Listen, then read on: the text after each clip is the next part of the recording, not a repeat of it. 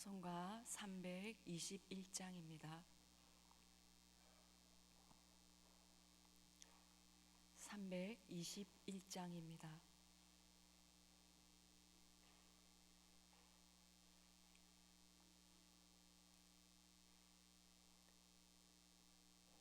날 대속하신 예수께 내 생명 모두 드리니 늘 진실하게 하소서. 내 구주 예수여, 나 구주 위에 살리라. 내 기쁨 없으리. 내 갈 길 인도하소서. 내 구주 예수여, 날 구원하신 예수를 이 평생 의지하오니 날 영접하여 주소서.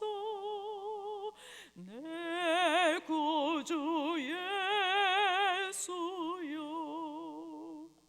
나 구주 위에 살리라. 내 기쁨 한량 없으리. 내 갈 길 인도하소서. 내 구주 예수여, 주 십자가에 달리사 날 자유하게 했으니 내 몸과 마음을 주 위에 다쓰게 하소서. 나 구주 위에 살리라. 내 기쁨 한량 없으리. 내 갈 길 인도하소서. 내 구주 예수여, 아멘.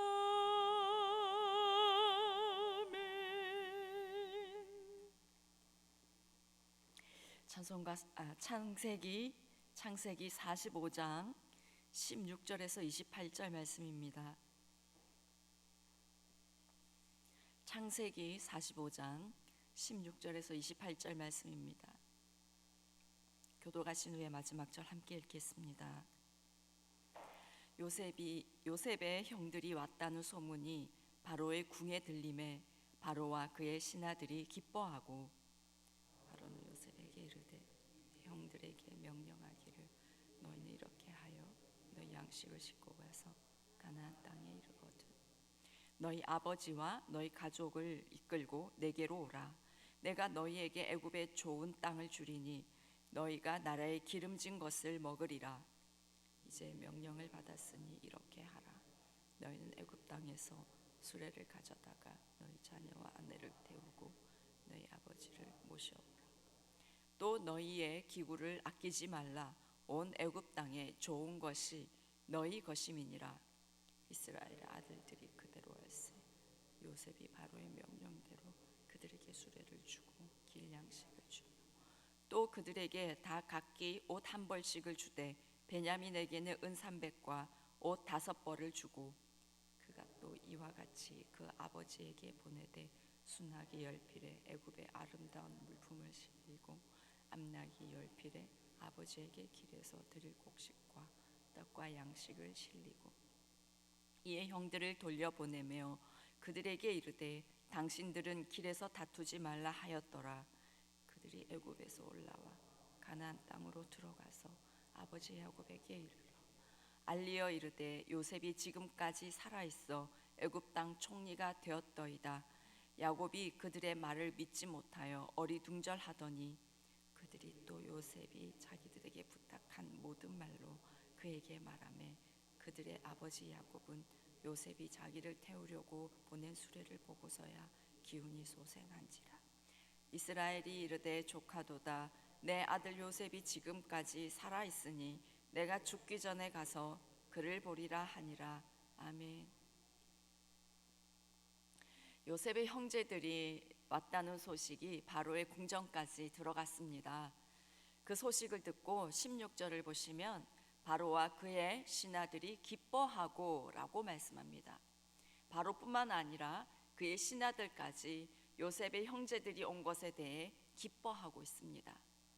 요셉이 이 바로와 그의 신하들에게 얼마나 신임을 받고 있는지, 얼마나 귀히 여김을 받고 있는지를 알 수 있습니다.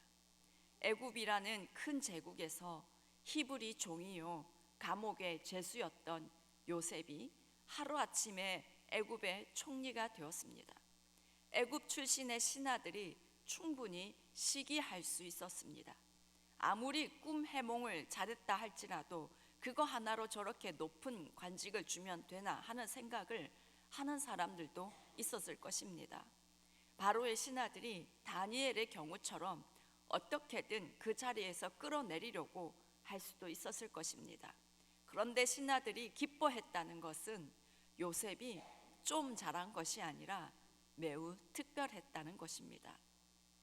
그리고 모든 사람들이 보기에도 요셉이 일만 잘하는 것이 아니라 품행과 사람 됨됨이가 참으로 겸손하고 발라서 귀히 여기지 않을 수가 없는 그런 사람이었을 것입니다.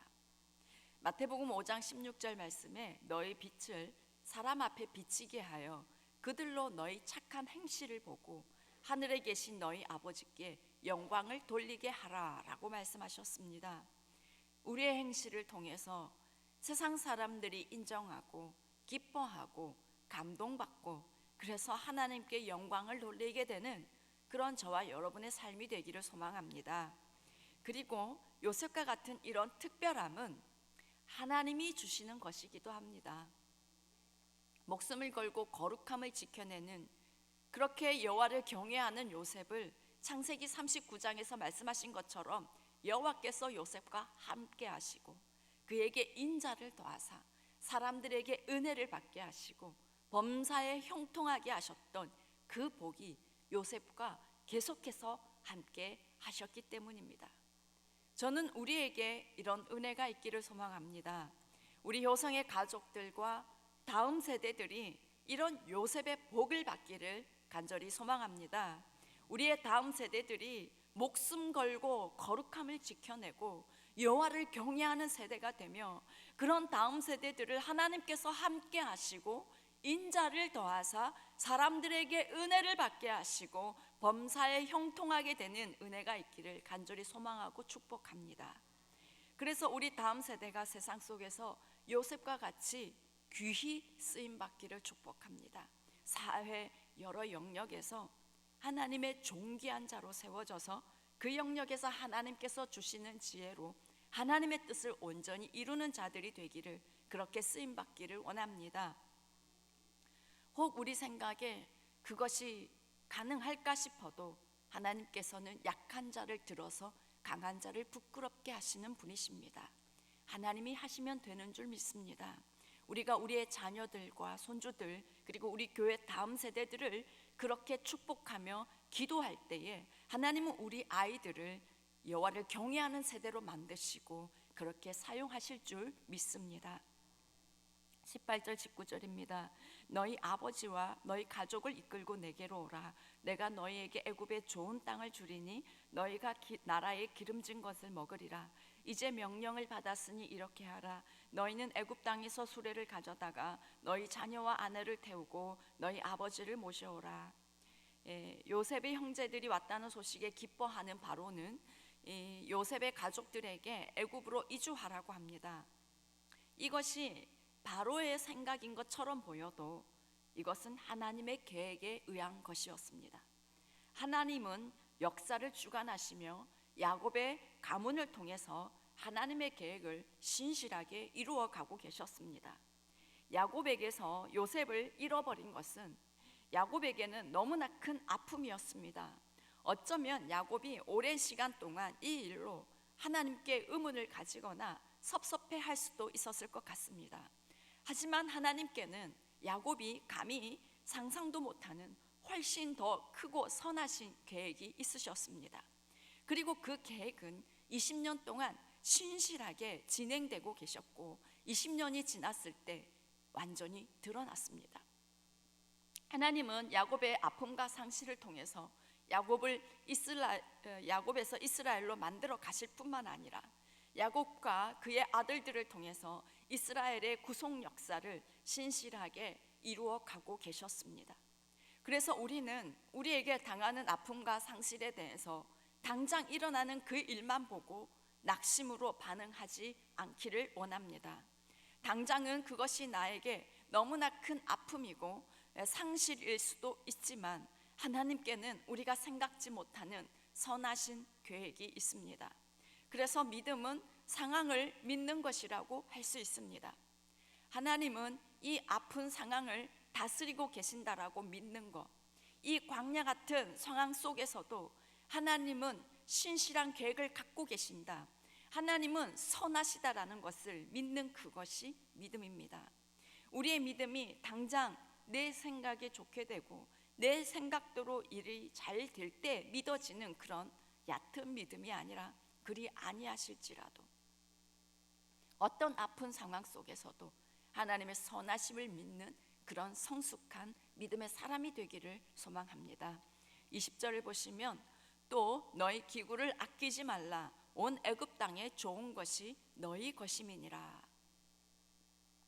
바로는 야곱의 가족들을 애굽으로 초청하면서 애굽으로 올 때에 가나안의 재물과 그것의 물건들을 아까워하지 말고 그냥 오라고 말합니다. 애굽 땅에 좋은 것이 너희 것이다 라고 말합니다. 바로는 야곱의 가족들에게 좋은 땅과 기름진 것을 약속하며 수레를 비롯하여 모든 필요한 것을 지원하겠다라고 합니다. 이제 야곱의 가족들은 가나안에 미련을 둘 필요가 없게 되었습니다. 만약 나는 애굽에 좋은 것들이 필요가 없으니 가나안에서 살렵니다, 가나안에 가지고 있던 이 모든 것 나는 버리지 않겠습니다 라고 말하는 것은 너무나 어리석은 것입니다. 만약 가나안에서 쓰던 것을 가져간다면 짐만 될 뿐이었습니다. 그렇습니다. 하나님께 부름받은 성도는 하늘에 속한 영원하고 아름다운 것이 예비되어 있는 사람들입니다. 이 세상에 속한 것들에 미련을 두거나 그것에 연연해할 필요가 없습니다. 그런데 많은 사람들이 이 세상의 것에 집착하여서 그들을 부르시는 하나님의 영광스러운 초대에 응하지 못하는 경우가 있습니다. 이것은 부활과 영원한 생명, 천국에 대한 소망이 분명하지 않아서 그렇습니다. 내가 영광스러운 천국에 갈 것이라는 소망이 제대로 없어서 그렇습니다. 정말 부활을 믿고 영생을 믿는다면, 천국에 대한 소망이 확실하다면 이 세상의 것에 미련을 둘 필요가 없습니다. 무엇이 정말 귀한 것인지 계산이 정확하게 됩니다. 그래서 무엇을 위해서 살아야 하는지, 무엇을 위해서 내 인생을 걸고 목숨을 걸어야 하는지를 알게 됩니다. 그리스도를 얻기 위해 모든 것을 잃어버리고 배설물로 여겼던 바울처럼 우리에게 천국의 소망이 더 분명해지기를 원합니다. 그리고 그곳에 있는 영원하고 영광스러운 그것에 더욱더 마음을 두기를 원합니다. 그것을 소유하기 위해서 이 땅의 것을 아까워하지 않는 저와 여러분 되기를 원합니다. 21절 22절을 보시면 이스라엘의 아들들이 그대로 할세 요셉이 바로의 명령대로 그들에게 수레를 주고 길 양식을 주며 또 그들에게 다 각기 옷 한 벌씩을 주되 베냐민에게는 은 300과 옷 5벌을 주고, 요셉이 형제들에게 수레와 양식 그리고 각자 옷 한 벌씩을 주었습니다. 고대 근동에서는 옷은 아주 유용하게 사용되는 생활 필수품이었습니다. 요셉은 또 베냐민을 특별히 더 생각해서 그에게 은 300과 옷 5벌을 줍니다. 하지만 형제들은 이제 중요한 것은 선물의 많고 적음이 아니었습니다. 형제들은 그것으로 질투하지 않습니다. 형님들은 베냐민을 위해서 함께 종이 되려고 했었습니다. 그런 형님들의 마음을 확인하고 나서 요셉은 형님들에게 마음을 열고 형님들에게 옷을 선물합니다. 20년 전에 형님들은 요셉의 옷을 벗기며 요셉을 팔아버리며 요셉과의 관계를 깨뜨렸습니다. 그러나 이제 요셉은 형님들에게 옷을 선물하며 다시 깨어진 그 관계를 회복하고 있습니다.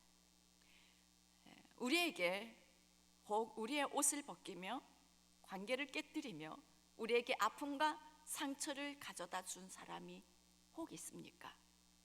마태복음 18장에서 베드로가 예수님께 형제를 몇 번이나 용서해 줘야 하는지 물었습니다. 그러자 주님은 7번을 70번까지라도 용서해라 하십니다. 7번을 70번, 490번을 말합니다. 무한정 용서해 주어라 라는 뜻입니다.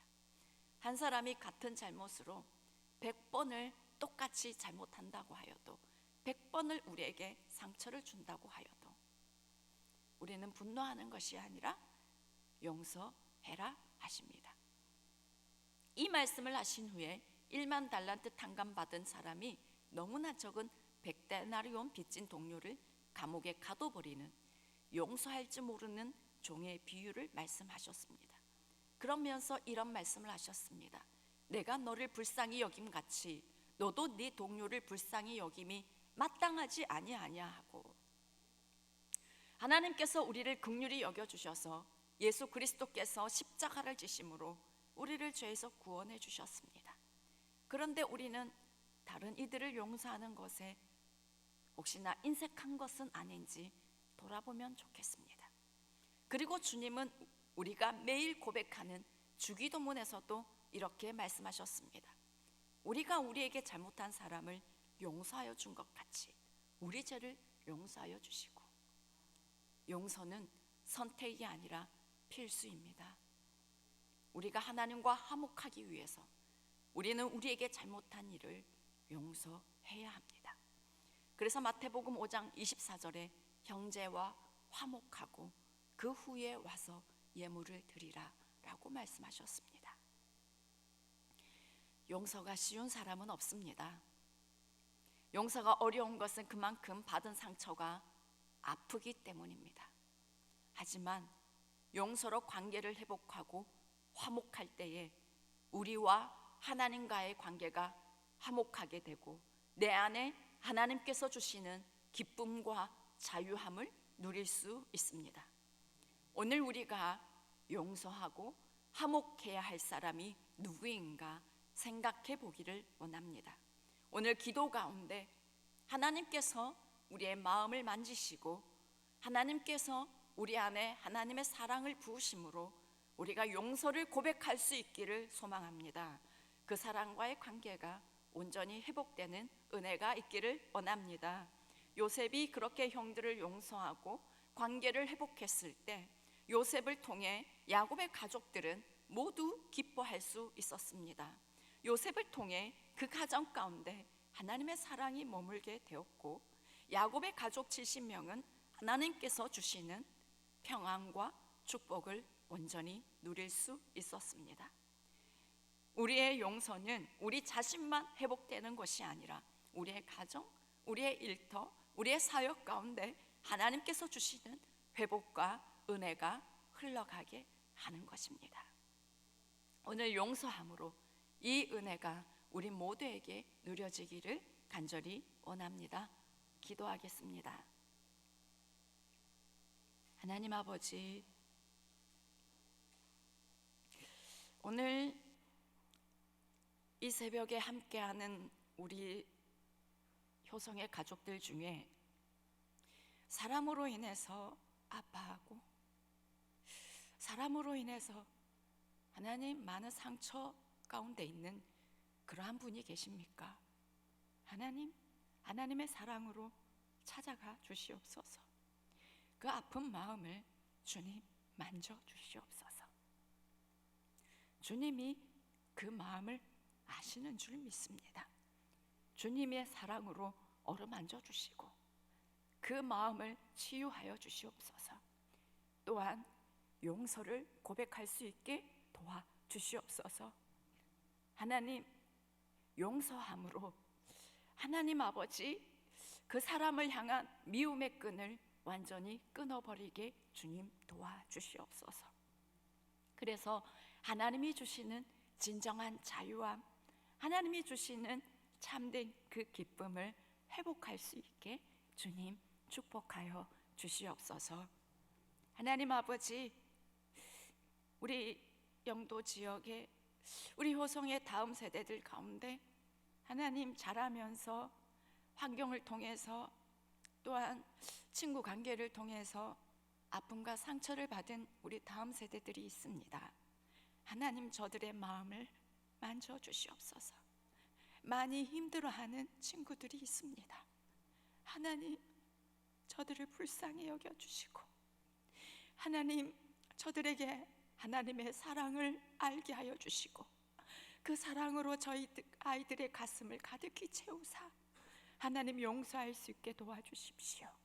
날마다 용서를 선포함으로 하나님 저들 안에 하나님 그 상처가 치유되고 하나님 자유케 되는 은혜가 있게 하여 주시옵소서.